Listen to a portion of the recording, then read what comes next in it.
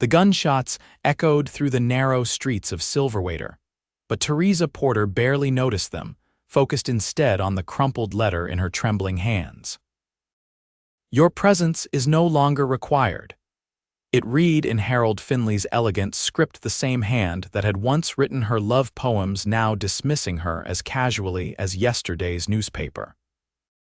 6 months of courtship, erased with a single paragraph explaining that his parents had higher expectations for their only son than a seamstress without a penny to her name. Theresa folded the letter carefully, tucking it into her apron pocket as she wiped away a stray tear. The dusty Wyoming Territory settlement of Silverwater had never felt so cold, despite the summer sun beating down on the wooden boardwalk. She had come west 3 years ago in 1878, full of hope after losing her parents to influenza. Now, at 22, she wondered if that hope had been misplaced. "Miss Porter, the Jenkins boy tore his Sunday shirt again," Mrs. Henderson called from the general store doorway. "Think you can mend it by tomorrow?" Theresa forced a smile. "Of course, Mrs. Henderson, I'll have it ready by noon." The older woman squinted at her. "You been crying, girl." "Is it that Finley boy? I saw him riding with the Blackwell girl yesterday, looking mighty cozy." Heat rushed to Theresa's cheeks, so everyone knew already. News traveled faster than stagecoaches in Silverwater. "It's nothing, Mrs. Henderson." "Just some dust in my eye," Theresa lied, straightening her shoulders. "Send Jimmy over with the shirt and I'll get started right away." She hurried down the street toward her small rented room behind the laundry, dignity barely intact. The whispers followed her. Poor Theresa Porter, cast aside for someone with proper breeding and a hefty dowry. "Careful there, madam." The warning came too late as Theresa collided with something solid. Strong hands steadied her, preventing her from tumbling into the street. She looked up into the face of a stranger, a man with sun-bronzed skin, kind hazel eyes, and a hint of stubble along his jawline. "I apologize, miss," he said, his voice deep and warm as summer honey. He released her arms and tipped his hat politely. "Wasn't watching where I was going." "The fault is mine," Theresa replied automatically, noticing his worn leather vest and the 6-shooter holstered at his hip. "A cowboy passing through like so many others." "You dropped this," he said, bending to retrieve a handkerchief she hadn't realized had fallen. As he handed it to her, their fingers brushed and she felt an unexpected spark. "Thank you, Mr. Yates. Yancy Irwin just arrived in town." His smile was gentle, unlike the practiced charm of Harold Finley. "And you are Theresa Porter, seamstress." "Miss Porter," he repeated as if committing it to memory. "A pleasure. Perhaps you might point me toward decent lodgings. I'm looking to stay a while." "Mrs. Wilson's boarding house is at the end of the street," she said, gesturing vaguely. "She's fair with her prices and keeps the place clean." "Much obliged." He tipped his hat again. "Hope to see you around town, Miss Porter." Theresa watched him walk away, his stride confident but unhurried. For a brief moment, she'd forgotten her humiliation, and that alone felt like a small blessing. That evening, as Theresa worked by lamplight on the Jenkins boy's shirt, a knock sounded at her door. She opened it cautiously to find Mrs. Wilson, the boarding house proprietor. "Evening, Theresa," the older woman said. "Got a gentleman asking if you might take on some mending work.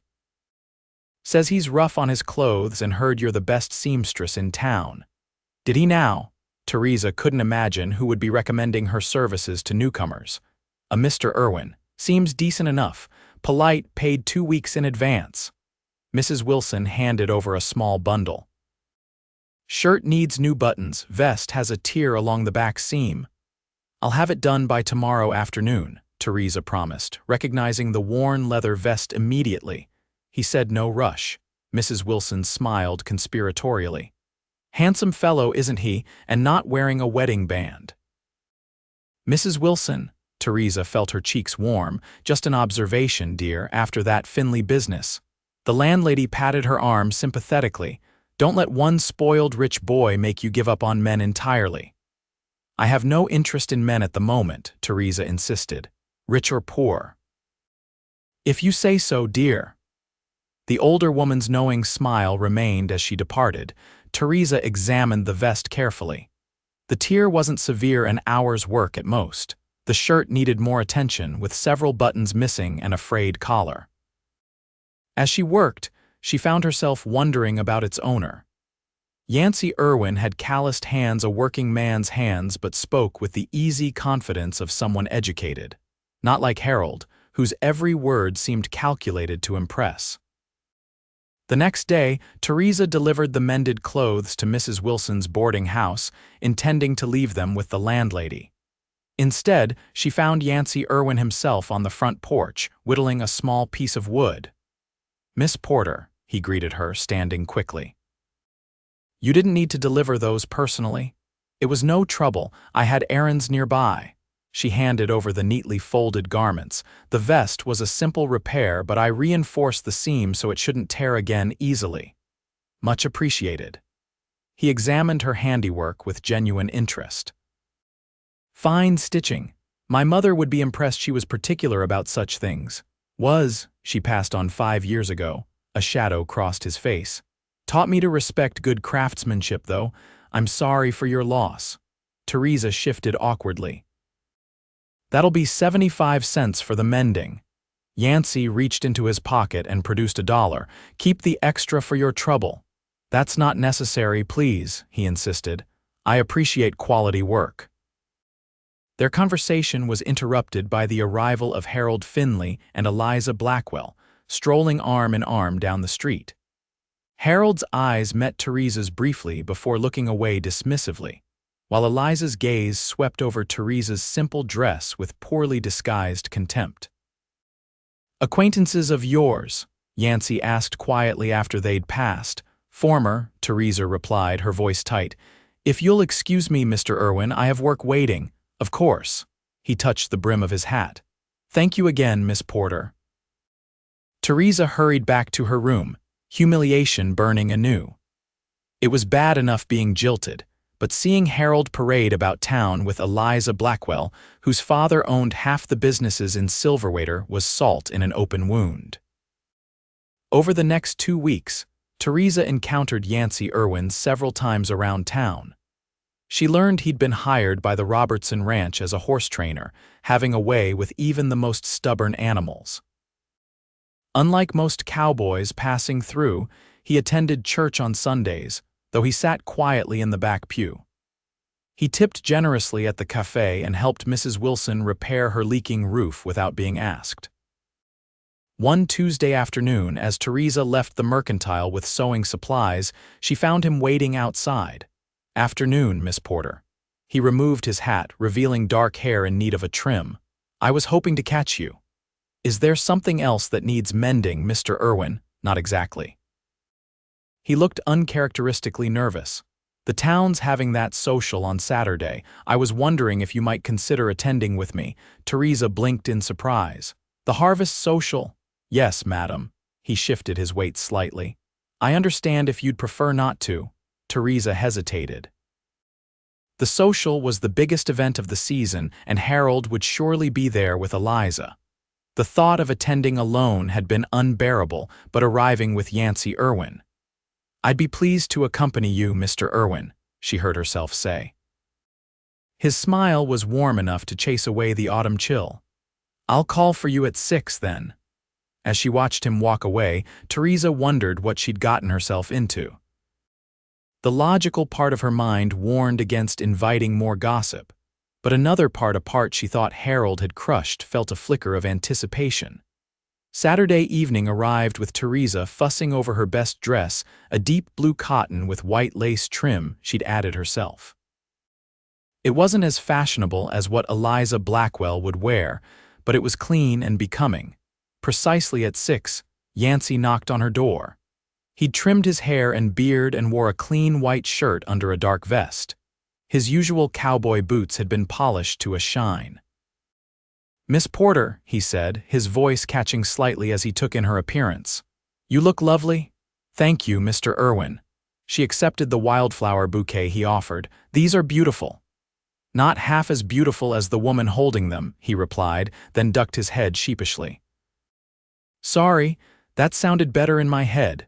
Theresa laughed, surprising herself. It sounded fine as it was. The community hall was decorated with autumn leaves and harvest bounty. Lanterns cast a warm glow over the gathered townsfolk as a small band played lively tunes. Theresa felt eyes following them as they entered. Yancy either didn't notice or pretended not to care. "Would you care to dance, Miss Porter?" he asked as the band struck up a waltz. "I'd like that," she replied, letting him lead her onto the floor. His hand was warm against her waist, his steps surprisingly graceful for a cowboy. As they moved among the other couples, Theresa caught sight of Harold watching them, his expression unreadable. "Your former beau seems displeased," Yancy murmured. "You noticed? Hard not to." "He's been glaring daggers at me since we arrived." Yancy's hand tightened slightly on hers. "Want to give him something real to stare at?" Before she could ask what he meant, he spun her into a graceful turn that drew appreciative glances from nearby dancers. Theresa laughed despite herself, momentarily forgetting everyone else in the room.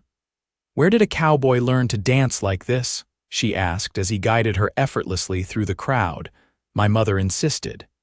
His eyes crinkled at the corners when he smiled. "Said no son of hers would stomp around a dance floor like a drunken buffalo." As the evening progressed, Theresa found herself genuinely enjoying Yancy's company. He told stories about his travels across the Western Territories, listened attentively to her hopes of someday opening her own dress shop, and kept her glass filled with punch. When Harold and Eliza approached them during a break in the music, Theresa tensed. Yancy must have sensed her discomfort because he placed a reassuring hand at the small of her back. "Miss Porter," Harold nodded stiffly, "I see you found new company." "Mr. Finley," Theresa replied coolly. "Allow me to introduce Mr. Yancy Irwin." "Mr. Irwin, this is Harold Finley and Miss Eliza Blackwell." "Pleasure," Yancy said, extending his hand. Harold hesitated before shaking it briefly. "You're the new hand at the Robertson place, aren't you?" Eliza asked, her tone making it clear she considered this beneath notice. "That's right, madam," Yancy replied pleasantly. "Though I've also worked as a horse trainer in Colorado and Montana." "How rustic," Eliza remarked. "I suppose some women find that sort of life appealing." "Some women appreciate a man who's not afraid of honest work," Theresa found herself saying. Harold's face reddened. "If you'll excuse us," he said curtly, leading Eliza away. "Well done," Yancy murmured, admiration clear in his voice. "I do believe you've unsettled them both." "I shouldn't have said anything," Theresa sighed. "Why not? It was the truth." He offered her his arm as the band began another tune. "Would you care for some air? It's getting rather warm in here." Outside, the autumn night was crisp and clear, stars scattered across the sky like diamonds on black velvet. They strolled toward the gazebo at the edge of the town square, their breath forming small clouds in the chilly air. "I'm sorry if I embarrassed you in there," Theresa said after a moment of comfortable silence. "Embarrassed me? How so?" "By implying." She hesitated. "By suggesting there might be something between us." Yancy stopped walking, turning to face her. "And would that be so terrible?" "If there was something between us," the moonlight silvered his features, making his expression hard to read. "I hardly know you, Mr. Irwin." "Then let me remedy that." He took her hand gently. "I'm 27 years old, born in Missouri, raised mostly in Kansas. My father was a blacksmith who died when I was 16. I've worked cattle drives, broken horses, and even panned for gold unsuccessfully." His smile was self-deprecating. "I can't offer wealth or position, but I can promise honesty and respect." "Why me?" Theresa asked, the question that had been nagging at her since he first asked her to the social. "There are plenty of eligible young women in Silverwater. None who caught my eye like you did," he replied simply. "I admire your dignity, Miss Porter, and your kindness. Mrs. Wilson told me how you reduced her rent when she was ill last winter." "That was private," Theresa protested. "Good deeds often are." He released her hand reluctantly. "I'm not asking for promises, Miss Porter, just a chance to know you better." Before she could respond, shouts erupted from the direction of the community hall. Turning, they saw people streaming outside, pointing toward the far end of town where an orange glow was visible against the night sky. "Fire!" someone yelled. "Fire at the laundry!" Theresa's heart stopped. "My room!" she whispered, then began running toward the blaze. "Theresa, wait!" Yancy called, racing after her. By the time they reached the laundry, flames were engulfing the back portion where Theresa's small room was located. Men formed a bucket brigade from the town well, but the fire had too much of a head start. "My things," Theresa gasped, watching as everything she owned burned before her eyes. Her sewing machine, her fabric, the small keepsakes from her parents all turning to ash. "Stay back," Yancy ordered as she moved toward the building. His arm around her waist prevented her from getting closer. "It's too dangerous, but everything I have." Her voice broke. "Things can be replaced," he said firmly. "You cannot." As they watched helplessly, the roof of the back room collapsed in a shower of sparks. The crowd gasped collectively. Theresa turned away, burying her face against Yancy's chest as he held her, his hand stroking her hair soothingly. By dawn, the fire was extinguished, leaving smoking ruins where the laundry and Theresa's room had stood.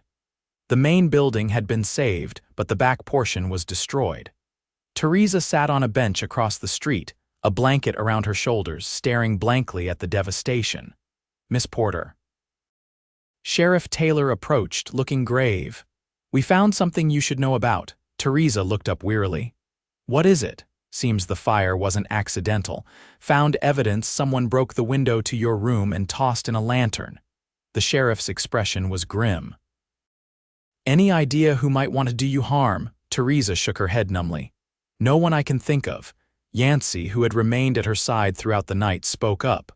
"What about Finley, or the Blackwell girl?" "That's a serious accusation, Irwin," the sheriff warned. "I'm not accusing anyone specifically," Yancy clarified. "But Miss Porter was seen publicly with me last night after being jilted by Finley. Pride makes people do terrible things." Sheriff Taylor sighed. "I'll look into it. Meanwhile, Miss Porter needs somewhere to stay." "She can take my room at the boarding house," Yancy offered immediately. "I can bunk with the hands at the Robertson place." "That's not necessary," Theresa began. "It's already decided," Yancy interrupted gently, "unless you'd prefer other arrangements." Without other options and too exhausted to argue, Theresa agreed. Mrs. Wilson helped her settle into Yancy's vacated room, providing a nightgown and basic necessities. The community quickly rallied, with women donating clothing and men offering to help rebuild once the laundry owner decided his plans. 3 days later, as Theresa sorted through the donated garments in Mrs. Wilson's parlor, Yancy arrived with a wooden crate. "What's this?"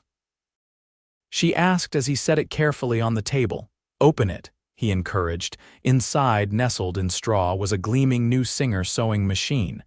Theresa gasped, running her fingers reverently over the polished black iron. "I can't accept this," she whispered, even as her heart leapt at the sight. "It's far too expensive." "It's not charity if that's what worries you." Yancy shifted uncomfortably. "Consider it an investment. You mentioned wanting your own shop someday, even so, Theresa." It was the first time he'd used her given name, and the sound of it in his deep voice made her heart flutter. "Please, let me do this for you." Looking into his earnest face, Theresa found she couldn't refuse. "Thank you, Yancy. I don't know how I'll ever repay such generosity." "Seeing you smile is payment enough." He cleared his throat, suddenly businesslike. "Sheriff Taylor wants to speak with you when you're feeling up to it. He's been investigating the fire." That afternoon, Sheriff Taylor confirmed what many had suspected: the fire had been deliberately set. More surprisingly, he'd arrested Jimmy Jenkins, the 15-year-old son of one of Silverwater's more prosperous families. "The boy confessed," the sheriff explained to a shocked Theresa. "Says Harold Finley paid him $5 to scare you, not burn you out, just break your window and make a mess of your things. The fire was an accident. The lantern broke when he tossed it through the window." "Harold," Theresa whispered, disbelieving despite their history. "But why would he do such a thing?" "Jealousy's my guess," the sheriff said bluntly. "Saw you at the social with Irwin, looking happier than you ever did with him. Some men can't stand seeing a woman they discarded doing well without them." The revelation rocked Silverwater. Harold Finley wasn't arrested technically. He hadn't ordered the arson, but his reputation suffered irreparable damage. Even the Blackwells distanced themselves from him, with Eliza publicly ending their courtship. 2 weeks after the fire, Theresa had established a small sewing area in Mrs. Wilson's spare room, taking in enough work to pay modest rent. One crisp November morning, Yancy appeared at the boarding house with an unexpected proposal. "I'd like to show you something," he said, helping her into the wagon he'd borrowed from the Robertson ranch. "It's not far." They drove to the edge of town where a small, sturdy cabin stood surrounded by cottonwood trees. A newly painted sign hung above the porch, "Porter's Dressmaking and Alterations." "What is this?" Theresa asked, bewildered. "Your new shop," Yancy replied, helping her down from the wagon, "and home if you want it." "I don't understand." The property belonged to old Mrs. Abernathy before she moved to Denver last spring. Been sitting empty since then. He produced a key. "I bought it last week." "You bought it? But how?" "I've been saving for years," he explained, opening the door to reveal a bright room with large windows. A sewing table stood in one corner, shelves lined another wall, and a small living area with a stove and comfortable chair occupied the back. "Always meant to have a place of my own someday." Theresa stepped inside, overwhelmed. "It's perfect for a shop, but I can't possibly accept. I'm not giving it to you," Yancy interrupted, looking suddenly nervous. "At least, not exactly." He took a deep breath. "I'm asking if you might consider sharing it with me, sharing as my wife." The words tumbled out in a rush. "I know it's sudden and you might think I'm crazy, but I've never been more certain of anything. Since the moment I met you, I've known you were special." Theresa stared at him, speechless. This man, this kind, hard-working cowboy who had appeared in her life just when she needed him most, was proposing marriage. "Yancy, we barely know each other," she finally managed. "I know enough," he replied steadily. "I know you're strong and skilled and proud in the best way. I know you dream of independence but also yearn for connection. I know I want to wake up every morning and see your face." "What about my lack of fortune?" she asked, the wounds from Harold's rejection still fresh. "I have nothing to bring to a marriage." Yancy took her hands in his. "Theresa Porter, when Harold Finley cast you aside for being poor, he proved himself the poorest man in Wyoming territory. You're rich in all the ways that matter, rich in character, in kindness, in dignity." His voice softened. "You're rich enough for two hearts." Tears welled in Theresa's eyes. "And if I say yes, what then?" "Then we build a life together." His thumb brushed away a tear that escaped down her cheek. "You'll have your shop. I'll continue at the Robertson Ranch until we can afford our own place someday. We'll work hard and face whatever comes together." "It won't be easy," she warned. "The best things rarely are." He smiled, hope evident in his eyes. "What do you say, Theresa Porter? Will you make a poor cowboy the richest man alive?" In answer, Theresa rose on tiptoes and pressed her lips to his. His arms encircled her waist, drawing her closer as the kiss deepened, sealing a promise neither had expected to make when they first collided on Silverwater's dusty street. They married 2 weeks later in the small church, with Mrs. Wilson beaming proudly from the front pew. Theresa wore a gown of her own creation, simple but elegant, like the woman herself. Yancy could scarcely take his eyes off her as they exchanged vows. Porter's Dressmaking and Alterations opened for business the following Monday, quickly gaining a reputation for quality work at fair prices. Theresa hired a young apprentice by spring, as orders became too numerous for her to handle alone. Yancy proved a devoted husband, bringing her lunch during busy days, keeping the books in the evening, and never once complaining when fabric scraps and pattern pieces occasionally invaded their living quarters. Their modest home behind the shop became known for its warmth and hospitality, with Sunday dinners often extending to include friends and newcomers to Silverwater. Harold Finley left town that winter, his father's banking connections securing him a position in Denver. Eliza Blackwell eventually married a circuit judge and moved east. Neither was particularly missed by the community that had witnessed their cruelty. One evening, a year after the fire that had seemed such a catastrophe, Theresa and Yancy sat on their small porch watching the sunset paint the western sky in brilliant gold and crimson. Her head rested comfortably on his shoulder, his arm wrapped securely around her waist. "Any regrets?" he asked, breaking their companionable silence. "About marrying you," Theresa smiled up at him. "Not one. Even though I'm just a cowboy with calloused hands and modest prospects, your hands tell me you're not afraid of hard work," she replied, taking one of those hands in hers. "And your heart tells me everything else I need to know." Yancy pressed a kiss to her forehead. "I love you, Theresa Irwin."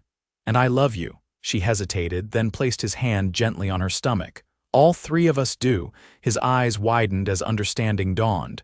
"You're certain?" Her radiant smile was answer enough.